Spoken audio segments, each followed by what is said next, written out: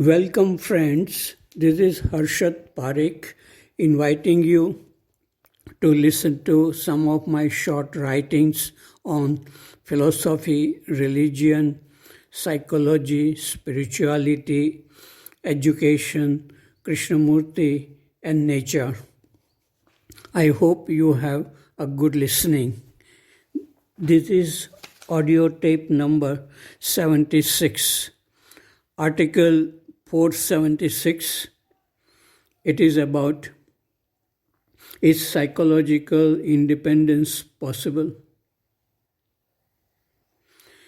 An old Swami with a shaven head, long sharp nose, small round eyes, and a bright orange robe came to Rishi Valley many years ago to attend a conference organized by KFI.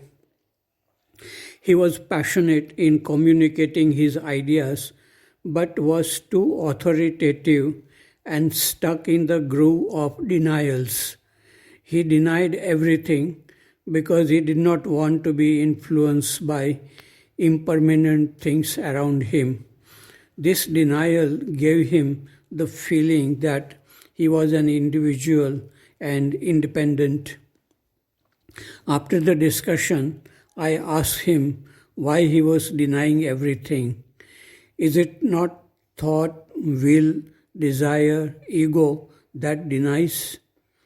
He looked straight into my eyes as if to hypnotize me and asked me, "Tell me, without thinking, don't you want to be independent from things around you?" As I did not answer the way he wanted, and someone else listening to us answered yes, he started talking with him, so I left him. Then I said to myself in my mind, "Swamiji, you are not independent and individual you pretend to be. You are connected with invisible threads of thought waves and fields emanating from all things. You are influenced by things around you, whether you like it or not. To be is to be related. Isolation is death. You have strengthened your ego, which is built by thoughts arising in the field of consciousness. Thoughts have created the impression that you are separate and independent individual." Article number 477. It is about conflicts in relationship. If someone claims to be free, why should I react? If I were free too, I would say, "Wonderful, the world is full of physical and psychological suffering. If you are free, that is a blessing. We need more people like you to have a healthy and happy earth." But if I were not free, and if I compare myself with that person, I will react. I will try to pull down that person by asking articulate questions and try to raise myself above that person. Comparison and jealousy are very common even among people who aspire to be psychologically free. To be free, one has to look within oneself. Every thought and feeling is saying something what is true. If there are jealousy and comparison, one has to see them as they unfold. This clear seeing requires freedom. In absence of such freedom, many conflicts arise within oneself and in relationship with people in daily life of activities. Article number 478. It is about Ashtavakra and Krishnamurti. The story of Ashtavakra is mentioned in Mahabharata. He was truly a free human being from childhood. At the age of 12, he defeated in dialogue the greatest scholar in the court of King Janaka. Astavakra Samhita is an excellent little book consisting of dialogues between King Janaka and Astavakra. Astavakra says in these dialogues, the mind of the liberated one does not exert itself to be either meditative or active, but it becomes meditative and active without any motive. The ignorant constantly practice concentration and control of the mind. The wise, abiding in the true self, like persons in deep sleep, do not find anything to be done. With perfect equanimity, even in practical life, the wise one sits happily, sleeps happily, moves happily, speaks happily, and eats happily. These are the characteristics of a free human being. Krishnamurti too spoke like Astavakra, especially about concentration and meditation. Krishnamurti said, in considering meditation, effort and the maker of the effort must be understood. Good effort leads to one thing and bad to another, but both are binding, are they not? Meditation is the breaking of all bondage.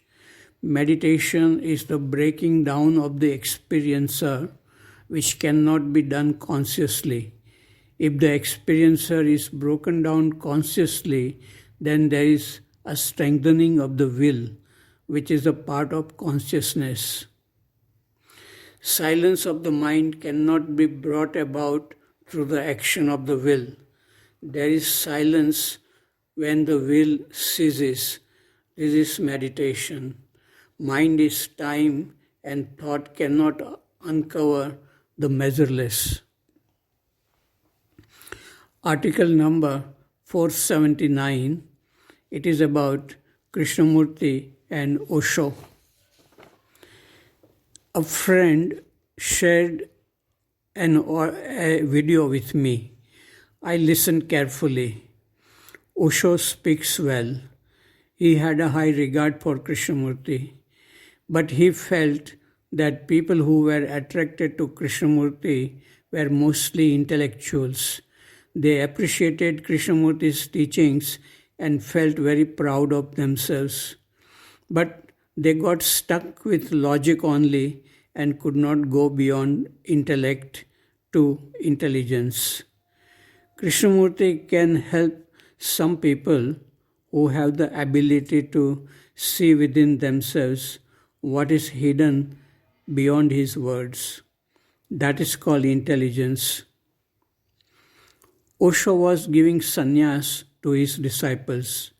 They were wearing special dress, maroon colored, with a mala in their neck and with a photograph of Osho.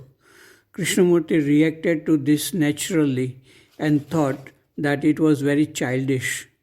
I too think it was very childish. Osho was making them into devotees, making them dependent on him, giving them false hopes. It is also true that Krishnamurti reacted strongly to everything which was traditional. He could not accept that there could be diamonds hidden behind the visible mud of tradition. Intelligent people would neither follow Krishnamurti nor Osho. They would listen to both these teachers without prejudice and listen to their own mind. Listening and seeing clearly without prejudice is intelligence.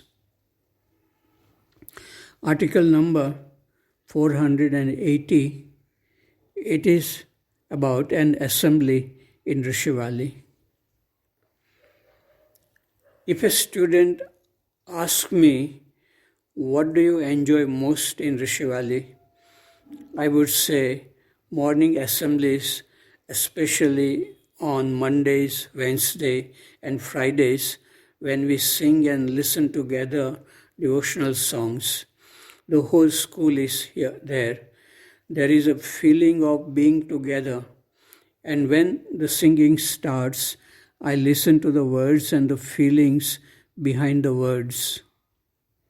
Images of gods and goddesses flash in the mind.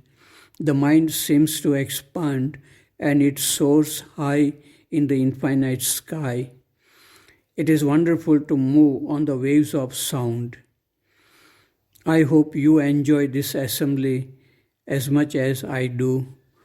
But I also observe that students bring their books to study here or they keep on chatting with others. Students are to be reminded again and again to keep quiet. So you seem to be missing precious moments of life. Anyway, I like to play 3 bhajans of Manna Day. The first bhajan describes the deep longing of a devotee to experience God.